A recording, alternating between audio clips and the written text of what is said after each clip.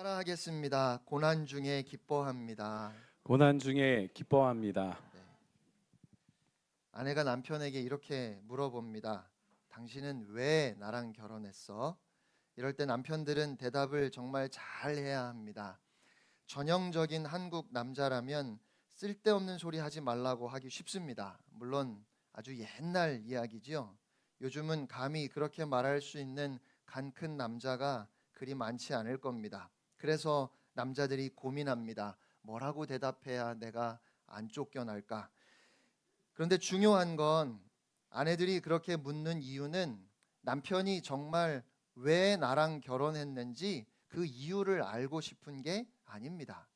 지금도 나를 사랑하는지 그 마음을 확인하고 싶은 겁니다. 그러니까 왜 결혼했는지 그 이유를 설명하려고 하지 말고 사랑을 확인해 주는 것이 중요합니다. 아, 그래서 결혼했구나. 그렇게 고개를 끄덕일 수 있는 논리적인 대답이 아니라 닭살 돋는 멘트를 해야 하는 겁니다.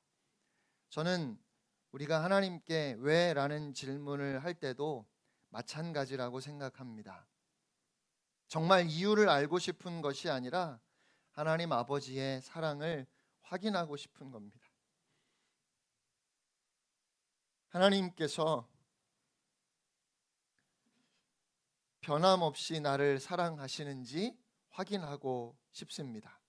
모든 것을 하나님께 맡기고 하나님을 신뢰하며 살아가는 우리는 도대체 하나님이 왜 이런 일을 허락하셨는지 뭐 대단한 이유를 듣고 따지겠다는 마음은 없지만 여전히 하나님은 나를 사랑하시는지 우리를 향한 하나님 아버지의 사랑을 확인해 보고 싶은 때는 참 많습니다. 지난 몇 주 동안 계속 살펴본 것처럼 우리가 예수님을 믿게 된 것은 기적입니다. 성삼위 하나님이 우리의 구원을 위하여 일하셨습니다. 그런데 하나님은 우리를 구원하시고 그냥 내버려 두시는 것이 아니라 계속해서 우리를 새롭게 빚어 가십니다. 그래서 오히려 믿기 전보다 더 어려움이 생길 수도 있고 고난을 겪을 수도 있습니다. 그런 중에 우리는 하나님의 사랑을 의심하기도 하고 하나님을 원망하기도 합니다. 그러나 우리는 고난 중에 그 무엇과도 비교할 수 없는 기쁨을 경험하게 됩니다. 하나님은 우리가 고난을 통과하게도 하시지만 그 고난 중에 고난을 통해서도 우리에게 기쁨을 주시는 분입니다. 제가 먼저 말씀을 드려야 할 것 같습니다. 오늘 저의 설교는 말이 안 돼요. 제목부터가 그렇지요? 그런데 제목뿐만 아니라 설교 내내 그럴 겁니다. 말이 잘 안 되는 이야기를 제가 계속 할 겁니다. 고난이 없을 때, 고난이 끝날 때 기뻐하는 것 아닙니까? 고난 중에 기쁨을 주신다는 것이 말이 안 되는 것 같습니다. 고난을 안 주셔야 기뻐할 수 있는 거지요. 그런데 우리에게 이것이 말이 됩니다. 논리적으로는 말이 안 되는데 우리는 다 그와 같은 경험을 가지고 살아가는 사람들입니다. 그래서 그리스도인들에게는 축복의 비밀이 있는 줄로 믿습니다. 세상 사람들이 기뻐할 때는 분명한 이유가 있습니다. 갑자기 생각지 못했던 돈이 생겼다든지 승진을 했다든지 자녀가 좋은 학교에 들어가거나 좋은 직장에 취직했을 때 기뻐할 겁니다. 물론 그리스도인들도 그럴 때 기뻐합니다. 그런데 그런 것과 전혀 다른 기쁨이 우리에게 있습니다. 세상이 보기에는 기뻐할 이유가 전혀 없는데 성령님이 우리의 마음속에 모든 고난을 이기고도 남는 위로와 축복을 주시는 겁니다. 본문 6절 말씀을 우리 다시 한번 함께 읽겠습니다. 6절입니다. 시작. 그러므로 너희가 이제 여러 가지 시험으로 말미암아 잠깐 근심하게 되지 않을 수 없으나 오히려 크게 기뻐하는도다. 아멘. 우선 말씀을 보면 우리가 여러 가지 시험으로 인해서 잠깐 근심할 수밖에 없다고 하십니다. 우리도 사람이기에 세상에서 어려운 일을 만나면 근심하게 되지요. 직장을 잃거나 사업의 실패로 경제적인 어려움이 있을 때, 또 질병으로 인해 고통받을 때 근심하게 됩니다. 그리스도인들에게도 세상 사람들이 당하는 고난은 찾아오고 그러한 시험으로 인해 근심하지 않을 수 없습니다. 더욱이 우리는 세상 사람들이 모르는 어려움도 겪습니다. 우리가 믿기 전에는 삶의 방향과 목적 때문에 크게 고민하지 않았습니다. 세상이 가는 대로 우리도 갔습니다. 하지만 믿음을 가진 후로는 하나님의 뜻을 알기 위해 고민합니다. 그런데 하나님이 빨리 알려주지 않으실 때가 많지요. 하나님의 뜻만 알면 내 모든 열정을 다해서 그 길로 바로 달려갈 것 같아요. 그런데 도대체 길을 모르겠고 방향을 알 수 없어서 방황할 수밖에 없는 때가 있습니다. 또 그리스도인들은 죄를 지으면 세상 사람들은 느끼지 않는 고통을 받습니다. 당연히 죄를 짓지 않으면 참 좋겠지만 우리가 다 죄인이기 때문에 죄를 좋아하고 죄를 지으려고 하는 욕망이 우리 안에 살아 있습니다. 그러다가 죄에 빠지면 근심하며 비통해합니다. 그리고 세상이 믿는 사람들을 핍박합니다. 그리스도인들에게는 하나님의 자녀이기에 존귀함이 있는데 이것이 세상이 보기에는 영 못마땅한 겁니다. 그래서 세상은 우리를 미워합니다. 이렇게 여러 가지 시험이 우리에게 있어서 잠시 근심하게 되는 겁니다. 그런데요, 잠깐 근심하지 않을 수 없다고 했는데 이 잠깐이 어느 정도인지도 의문입니다. 하루 이틀일까요? 일주일, 한두 달이면 될까요? 아니면 1년, 2년, 10년, 20년일까요? 이럴 때 떠올리기 싫은 말씀이 하나 있죠. 하나님께는 1000년이 하루 같고 하루가 1000년 같다는 말씀입니다. 그러니까 이게 하나님의 기준에서 잠깐이면 우리는 너무 곤란하지요. 우리에게는 잠깐이 아닐 수 있으니까요. 여러분, 하나님이 잠깐이라고 하신 것은 하나님의 기준에서 잠깐은 물론 아닙니다. 그러나 또한 이 잠깐이 아주 짧은 시간도 아닙니다. 왜냐하면 그렇게 짧은 시간으로는 우리 안에 아무런 변화가 생기지 않기 때문입니다. 하나님이 잠깐이라고 하시는 것은 우리의 믿음에 변화를 주고 우리가 나쁜 습관을 끊어버릴 수 있는 최소한의 시간을 말씀하시는 겁니다. 그 잠깐을 통해서 하나님은 우리로 하여금 회개하게 하십니다. 교만을 버리게 하십니다. 감사한 것은 하나님께서 우리의 연약함을 아시기에 감당할 만큼의 시험만 주신다는 겁니다. 그 잠깐을 통해서 우리를 새롭게 하십니다. 그래서 오히려 크게 기뻐합니다. 기뻐할 수 있는 이유를 7절에 설명하십니다. 함께 읽겠습니다. 7절입니다. 시작. 너희 믿음의 확실함은 불로 연단하여도 없어질 금보다 더 귀하여 예수 그리스도께서 나타나실 때에 칭찬과 영광과 존귀를 얻게 할 것이니라. 아멘. 그러니까 여러 가지 시험은 우리의 믿음이 진짜가 되게 하기 위한 것이라는 말씀이에요. 어떤 돌 속에 들어있는 금을 얻기 위해서는 그 돌을 엄청난 온도의 용광로에 집어넣고 펄펄 끓여야 합니다. 그것도 부족해서 아주 지독한 약품을 풀어 넣어야 한다고 해요. 그래야 모든 찌꺼기가 제거되고 정금이 나옵니다. 그러므로 우리는 나에게 시험이 오는 이유가 나를 정금보다 더 귀하게 만들기 위해서임을 꼭 기억해야 합니다. 오늘 우리가 근심하는 이유는 사람들 앞에서 내 모습이 초라하기 때문입니다.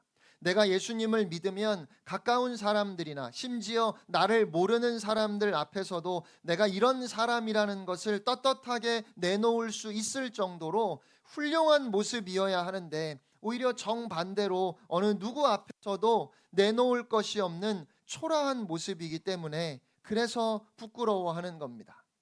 하지만 궁극적으로 정말 중요한 것은 세상에 내가 어떻게 보여지느냐가 아닙니다.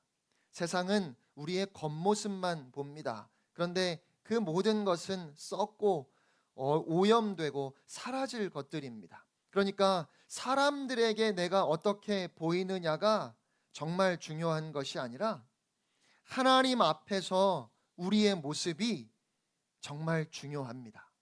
그래서 하나님은 우리가 하나님 앞에서 칭찬과 영광과 존귀를 얻기를 원하십니다. 우리는 하나님의 말씀으로 그렇게 거룩하게 변화될 수 있습니다. 그런데 문제는 우리 안에 변하기 싫어하는 강한 방어 기제가 있어서 하나님의 말씀을 들으면서도 사실은 거부하면서 듣습니다. 우리는 다 변화를 싫어하는 고집쟁이들입니다. 그래서 하나님께서 사용하시는 방법이 고난입니다. 마치 사자가 절벽에서 새끼 사자를 떨어뜨리는 것처럼 우리를 떨어뜨리십니다. 사실 하나님은 정말 사랑하시는 사람들을 그렇게 깨뜨리십니다. 하나님이 우리를 깨뜨리실 때는 완전히 박살이 나서 도저히 인간적인 방법으로는 회복이 불가능하게 하십니다. 그때 우리는 전적으로 하나님을 붙들 수밖에 없습니다. 왜냐하면 그 외에는 도무지 길이 없기 때문입니다. 그런데 실상은 바로 그것이 축복인 것입니다. 사랑하는 성도 여러분, 오늘 우리에게 어려움이 찾아오는 이유가 우리의 인생은 하나님의 손 안에 있는데 하나님이 나를 버리신 것이 아닌데 그럼에도 불구하고 우리가 고난을 만나는 이유가 나를 정금과 같은 인격으로 나의 믿음이 진짜가 되게 하기 위함임을 꼭 기억하시기를 바랍니다. 우리는 미련에서 시련이 오지 않으면 우리 속에 있는 위선과 거짓과 교만을 도무지 토해내지 않습니다. 그러므로 오늘 하나님을 붙드시기를 바랍니다. 하나님의 말씀을 붙드시기를 바랍니다. 하나님의 말씀이 저와 여러분을 거룩하게 변화시킵니다. 여러분, 무엇이 성공적인 신앙생활일까요? 여러분의 삶에 시련이 없으면, 아무 어려움이 없으면, 불같은 고난이 없으면 그것이 신앙생활을 잘하는 것일까요? 모든 문제가 다 해결되면 그것이 신앙생활의 성공이라고 말해도 되겠습니까? 오히려 계속되는 시련과 연단 속에서 내 믿음이 진짜임을 확인하는 것이, 정금보다 더 귀한 순수한 믿음을 갖게 되는 것이, 그래서 하나님 앞에서 칭찬과 영광과 존귀를 얻는 것이, 그것이 성공적인 신앙생활입니다. 깊은 고난 속에 오직 주님과 주님의 나라를 향한 우리의 마음이 더욱 뜨거워지는 것이, 그것이 우리가 바라보아야 할 성공적인 신앙생활이라는 것입니다. 주님 앞에 서는 순간이 가까워져 올수록 내 속에 살아있는 소망이 더욱 분명해지는 신앙, 다른 모든 것들이 다 사라져도, 사람들도 나를 떠나고 물질도 사라지고 건강마저 잃어버린다 할지라도 내 속에 주님을 향한 믿음이 진짜임이 검증되는 신앙, 질그릇은 바닥에 떨어져 깨지고 산산이 부서져도 그 속에 두신 보배는 더욱 찬란하게 빛나는 그런 신앙, 보배이신 그리스도 예수님만 더욱 바라보는 신앙, 여러분, 그러한 신앙을 갖는 것보다 더 큰 성공은 없는 겁니다. 그래서 8절에 이렇게 말씀합니다. 8절 말씀 함께 읽겠습니다. 시작. 예수를 너희가 보지 못하였으나 사랑하는도다. 이제도 보지 못하나 믿고 말할 수 없는 영광스러운 즐거움으로 기뻐하니. 아멘. 시련과 연단을 통해서 검증된 진짜 믿음의 특징이 과연 무엇일까요? 예수 믿고 복을 많이 받은 사람, 그래서 교회에서도 사회에서도 신분이 높아지고 힘을 갖게 된 사람일까요? 그럴 수도 있고 그렇지 않을 수도 있습니다. 그런 것은 진짜 믿음의 증거로는 불충분합니다. 연단을 통해서 검증된 진짜 믿음의 특징은 사랑입니다. 예수님과의 뜨거운 사랑의 교제입니다. 거기에서 나오는 말로 표현할 수 없는 참된 기쁨이 우리 안에 샘솟는 겁니다. 그것이 진짜 믿음의 결정적인 증거입니다. 어떤 상황에서도 우리가 부인할 수 없는 한 가지가 바로 이것입니다. 주님을 사랑한다는 사실이지요. 그리고 그래서 말로 다 표현할 수 없는 즐거움과 영광을 누리면서 기뻐합니다. 우리 주님이 고난 중에 우리에게 더 가까이 다가와 주시기 때문입니다. 성도들이 고난을 만났을 때 근심하는 가장 첫 번째 이유는 그 고난의 이유가 나에게 있다고 생각하기 때문입니다. 내가 신앙생활을 잘 하지 못했기 때문이라고 생각하는 겁니다. 아무리 믿음이 좋아도 내가 그동안 믿음 생활을 잘 하지 못했더니 하나님이 나를 이렇게 치시는구나 라고 생각하니 그동안 열심히 믿었던 것이 아무 소용이 없는 것 같고 특히 주위 사람들에게 부끄러워지는 겁니다. 모든 사람에게 구경거리가 된 것처럼 보는 사람마다 안 됐다는 눈으로 쳐다보는데 차라리 그냥 죽고 싶은 생각까지 드는 거죠. 그런데 하나님의 말씀을 볼 때 우리 주님이 우리에게 확신을 주십니다. 내가 잘못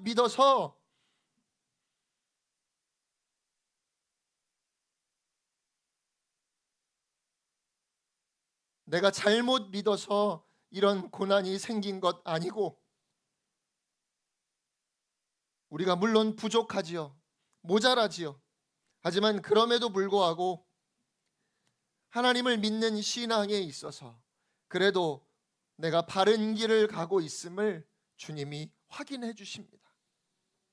여러분, 그때 우리가 경험하는 기쁨은 다시 태어나는 것과 같습니다.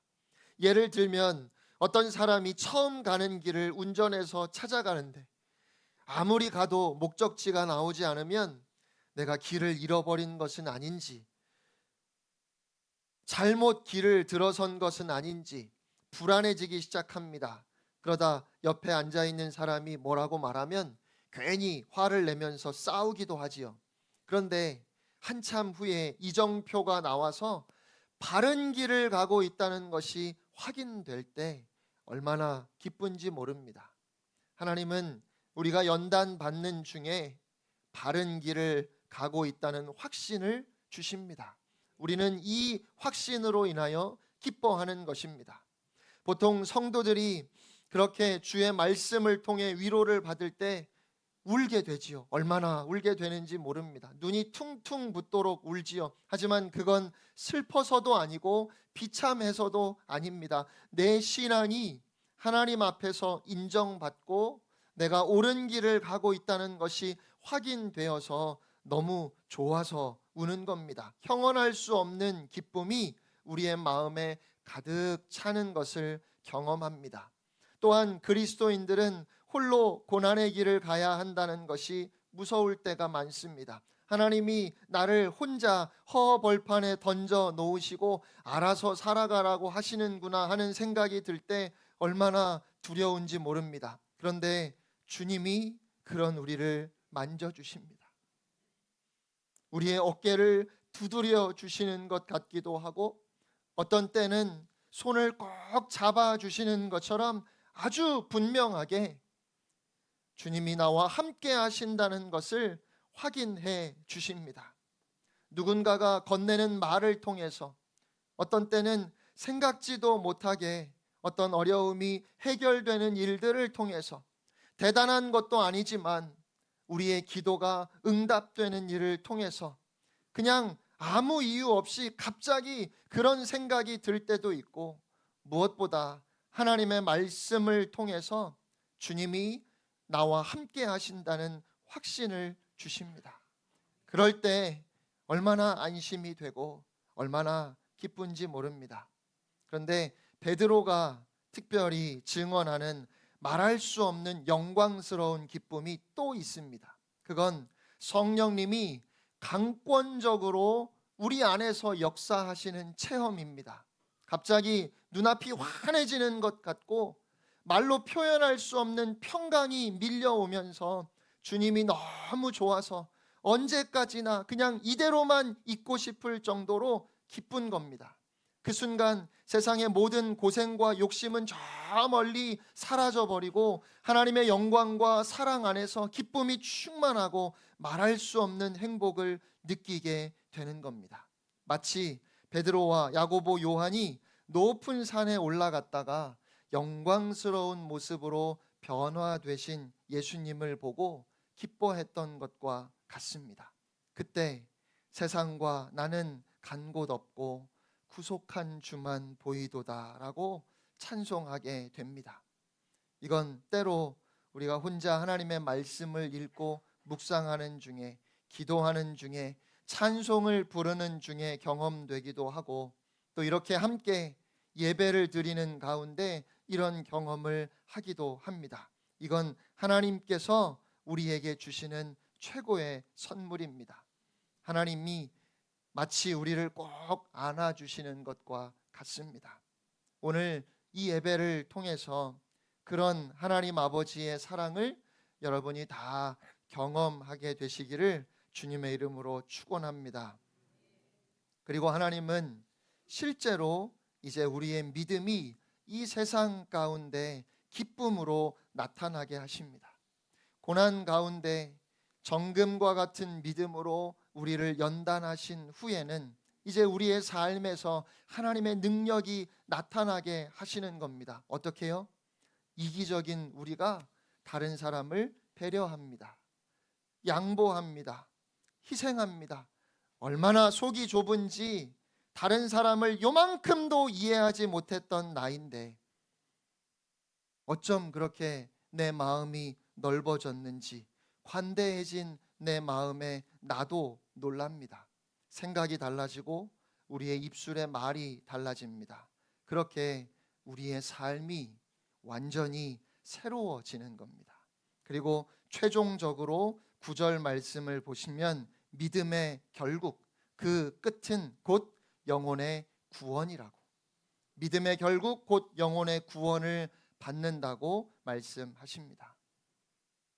하나님이 우리에게 고통을 주시는 것은 괜히 우리를 괴롭히시는 것이 절대로 아닙니다.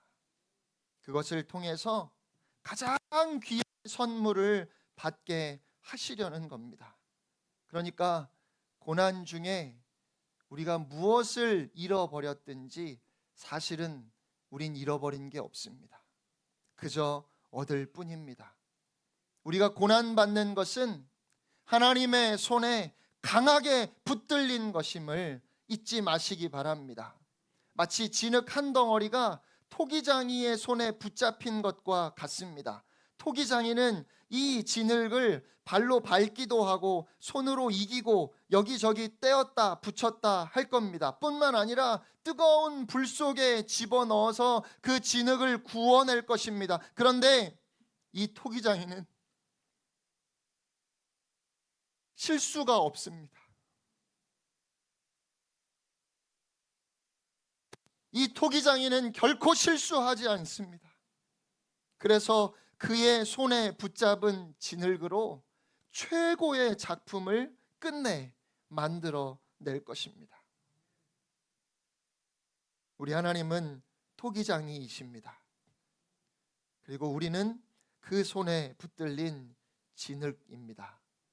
한 줌 진흙에 불과한 우리를 통해서 하나님은 최고의 작품을 만들어 가십니다. 그 과정 가운데 고난이 있습니다. 그래서 우리는 고난 중에 오히려 크게 기뻐합니다. 그 고난 끝에 하나님께서 이루실 결과를 우리는 알기에 하나님의 말씀을 통해서 또 힘들고 어려운 순간순간 우리에게 부어지는 그 사랑을 통해서 하나님이 얼마나 우리를 사랑하시는지 그 사랑의 확실한 증거로 우리에게 주신 예수 그리스도의 십자가를 통해서 오늘 우리는 고난 중에도 기뻐합니다. 고난 중에도 기뻐합니다. 사랑하는 성도 여러분, 오늘 우리에게 시련을 주셔서 잠깐 근심하게 하시는 하나님 앞에 감사를 올려드립시다. 우리 하나님을 기뻐합시다. 여호와를 기뻐하는 것이 우리의 힘이라 하셨습니다. 오늘 우리가 통과하는 이 고난을 통해 우리의 믿음이 진짜임이 증명되어야 하겠습니다. 절대로 고난 중에 뒷걸음질 치지 마시기 바랍니다. 도망치지 마시기 바랍니다. 주님이 여러분의 손을 꼭 붙잡고 계십니다. 주님이 주시는 잔을 그대로 우리가 다 마실 때 하나님이 우리로 하여금 칭찬과 존귀와 영광을 얻게 하실 것입니다. 새롭게 마주하는 한 주간도 살아내기가 만만치 않겠지만 고난 중에도 기뻐하며 진짜 믿음으로 오직 하나님의 능력으로 하루하루 승리하는 여러분 모두가 되시기를 주님의 이름으로 축원합니다.